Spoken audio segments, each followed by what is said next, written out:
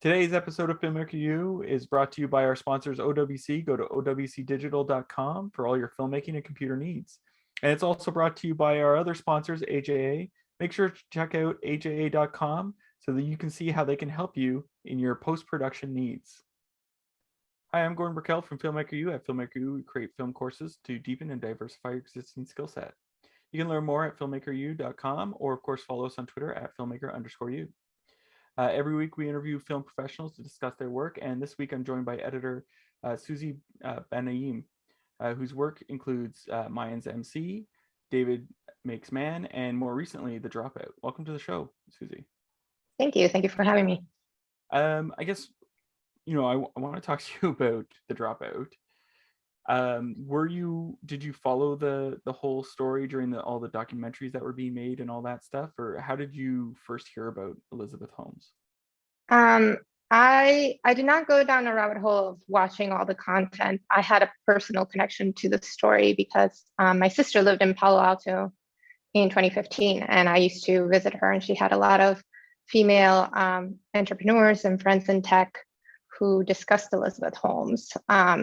And there was, at the time I visited, she was definitely part of the conversation. It was very exciting for women at that time because she was up and coming. She had the Time magazine front cover and all that was going on at that time. So I just remembered her from that personal connection. I knew a little bit about her. I had watched the documentary, but I hadn't actually listened to the Dropout podcast by the time I got the interview. I did listen to it once the interview was set. So yeah, I knew a little bit more personally rather than had a connection that I sought it out. Yeah. So how much would you say relies on the podcast for this show, and how much would you say sort of I guess evolves from it or diverges from the podcast? Well, the podcast definitely goes deeply into the story and even they'd had a second run of it during the trial of Elizabeth Holmes. So we definitely didn't go into the trial during the series, but it was happening while we were in editorial. So we had to adapt the story at times after it was shot. And that was a really entertaining and new experience for me. But in terms of how much of the podcast it was translated into the limited series, I would say quite a bit was taken into account. There's a lot of detail in the show. There's things that people don't necessarily see, but there's just a lot through the writing, the character development.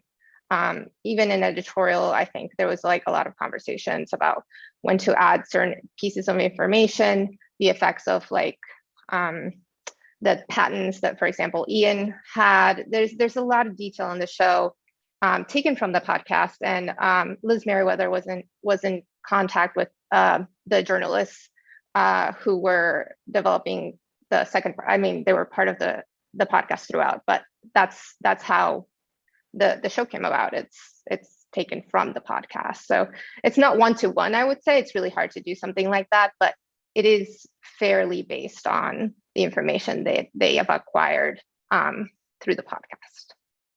And so how did you get involved with the show initially? It's like anything else, I think my resume got passed along, and I was told I had an interview for the show, and I did my research, and so then I met with it was quite a crew of people.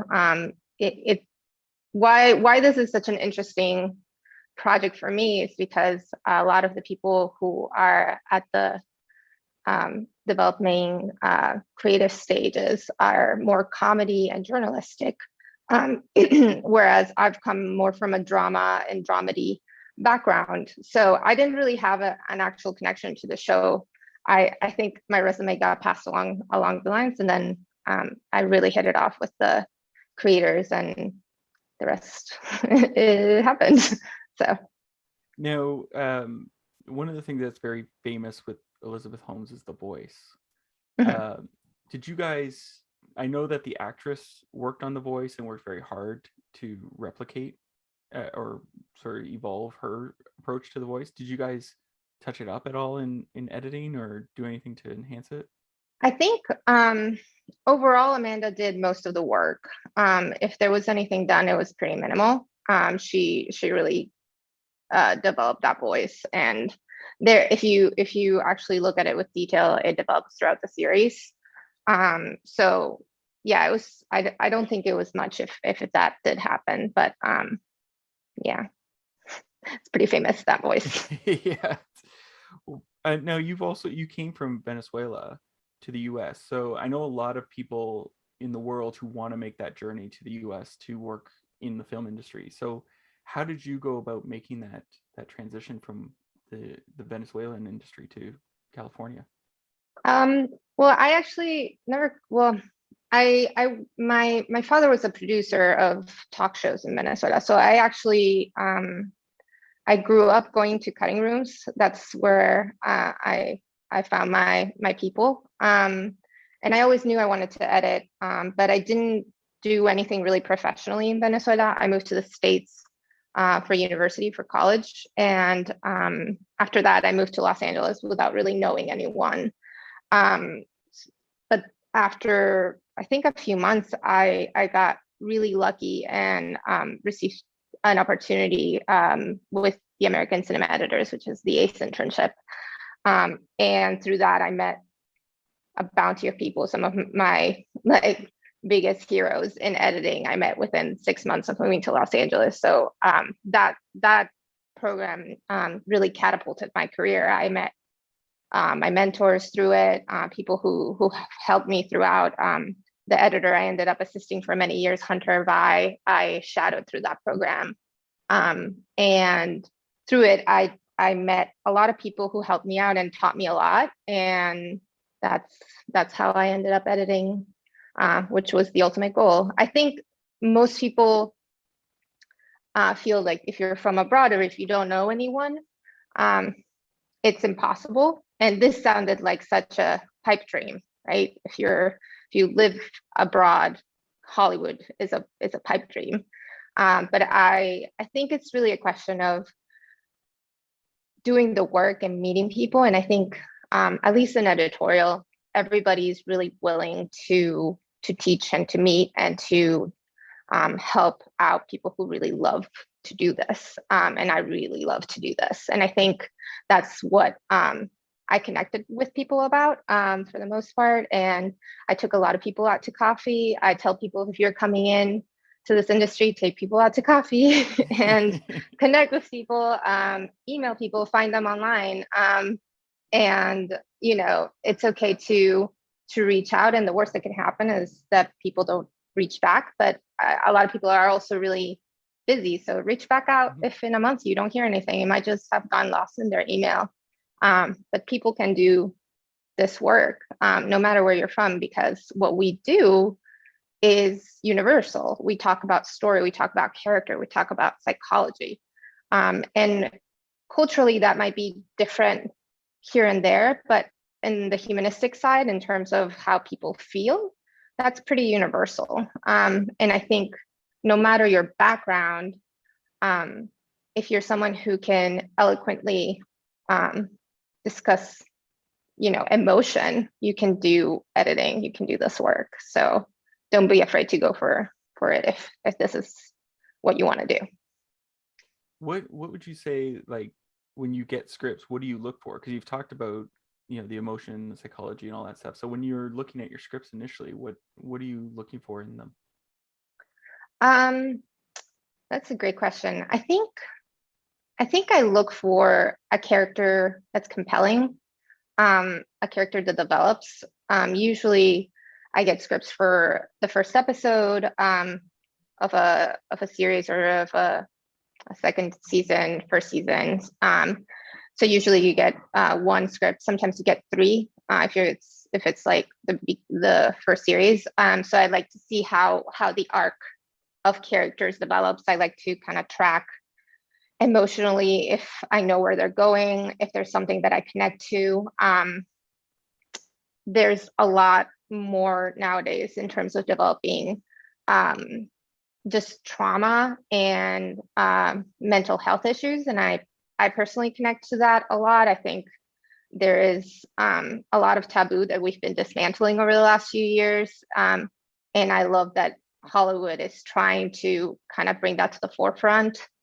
And how they relate to other characters. It's not just the character itself. I think, you know, language can change and the dialogue can change, but in terms of how I see the characters interacting and whether that's, you know, not just emotionally tracking, but enjoyable. You know, it's not every single scene doesn't have to be heavy, but, you know, is there a balance? Is there a pattern of emotion and character development that is enjoyable to go through? Is the story developing in a way that I'm just turning the page fast? Or am I really thinking about it, which is not necessarily a bad thing. You know, it depends. And I think there's a lot of really wonderful scriptwriters out there, and a lot of great content nowadays. So the good news is there's a lot of that. There's a lot of really wonderful characters to connect to. So it's not, you know, I was able to do something about like about Mexicans and motorcycles, which is you know, a gang in the border of California and Mexico. That's not really something I grew up with. I'm not Mexican. Culturally is very different actually. But, you know, the emotionality of those characters was really endearing, and the familiarity, the brotherhood was something that I could get behind. And there is a lot of emotion in that show. So, you know, I feel like it depends, and you can find that in any show as long as the characters are compelling. So what was it that attracted you to Elizabeth Holmes then in the story? Oh, okay. So the pilot, as written, and the first episode, if you know, there was a little bit more of her childhood originally, but which, you know, in the podcast there is as well. I thought the way it was written and the way it is in the episode of the back and forth between, you know, her childhood, her teenage years, and so on, was really interesting to see the development of a character that had this pressure from her family to be great. And I think that's a very common thing. This idealized perfection and this needing to succeed was really interesting to me. I think why it's compelling as a whole story is I think Elizabeth Holmes has many opportunities to stop. And it's interesting to see how far people will go, and how much you have to sort of believe something yourself to keep going, and you know where the line is. And I think the line is blurry for a lot of people. I think as you watch the show, there's some people who very early on decide that they're done with Elizabeth Holmes. But there's people but there's nuance. It's blurry, right? So for me, it was just sort of like, where does my line fall and why is this interesting? It's not just the fact that the culture was so, you know, confusing, and Silicon Valley as a whole, like how much of that impacted her, how much the family impacted her decision making, how much it was, you know, just being the first female to get that far in that world, where I decided that, you know, for me, it was heartbreaking is the part once you get into it. And I think this happens in episode 6 and Iron Sisters is where the crux of what this story means to me is about how it affected women in that industry, how it affected them post her, you know, downfall, and how it's still affecting them. So I think that's where it's the most interesting, because I think as a woman, and what I saw is people really wanted her to succeed, and how hard that was in the aftermath. So a little bit of everything, I guess.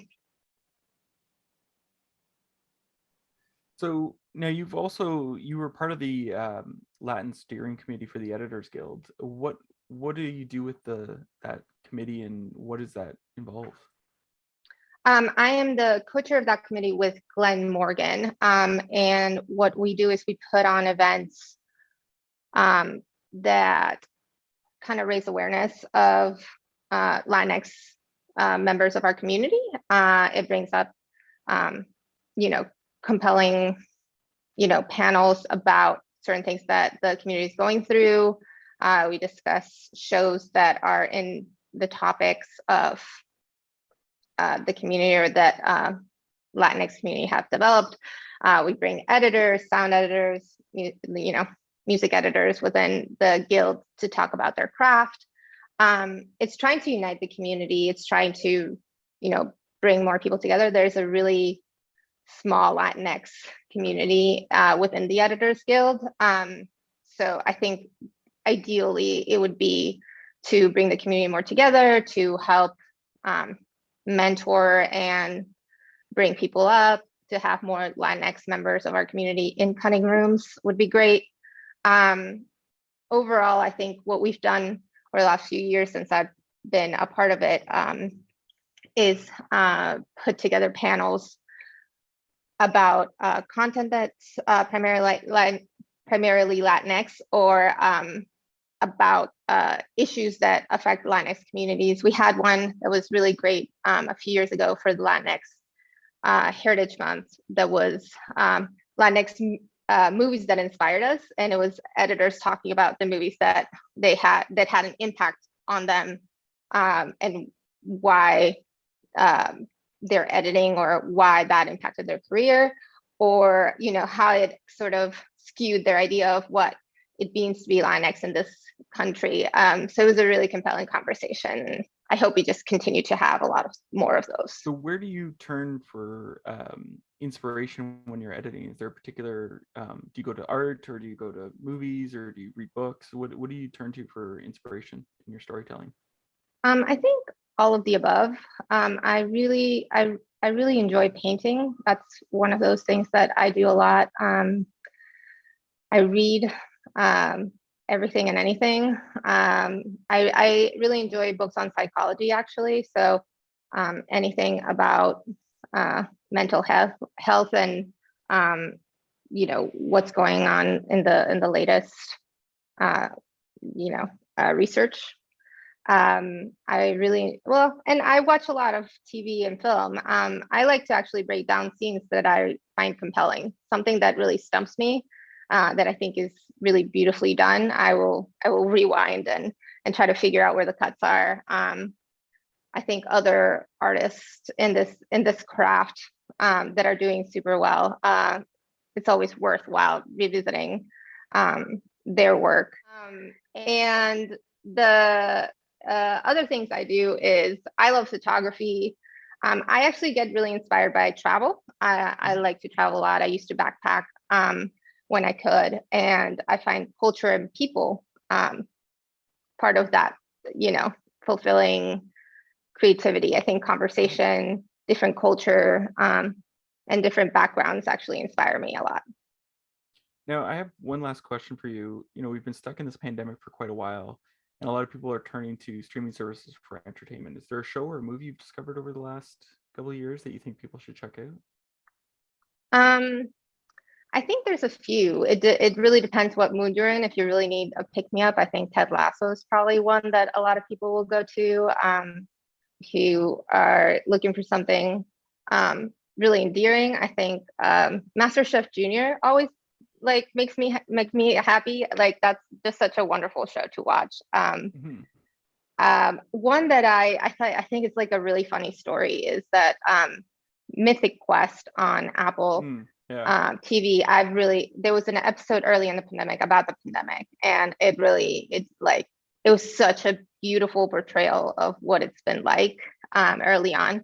And if you haven't seen that episode, I highly recommend going back and checking it out, because it really brought light to a moment that we were all struggling with, and somehow made it endearing and enjoyable and funny, and also heartfelt. I thought it was a really a really wonderful take on what was going on. And I actually emailed that editor after watching it, just because I had, you know, as an editing experience, they did everything from iPhones and they did everything, you know, like assume. And so they told that story in such an interesting way. It must have been really tough to kind of put it together and craft it. So I reached out to the editor early in the pandemic about it. And we ended up working together on Dropout.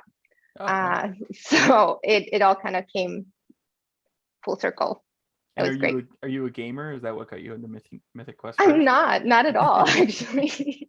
No, you know, it's just such a it's a story about, you know, quirky people in the workplace, really. And I think the dynamics of a workplace are very similar, I think, Mhm. depending on what kind of room you're in. And I think it's such a funny take on a group of people trying to do something that they love. Yeah. And I think that's a lot of what we do. So it resonated with me deeply. Yeah. Well, thank you so much for letting me interview you this week. Thank you so much for having me. And that's it for this week. Make sure to check out filmmakeru.com for all our latest courses. And of course, follow us on Twitter at filmmaker_you. I'm Gordon Raquel. Thanks for watching. Today's episode of Filmmaker U is brought to you by our sponsors, OWC. Go to owcdigital.com for all your filmmaking and computer needs.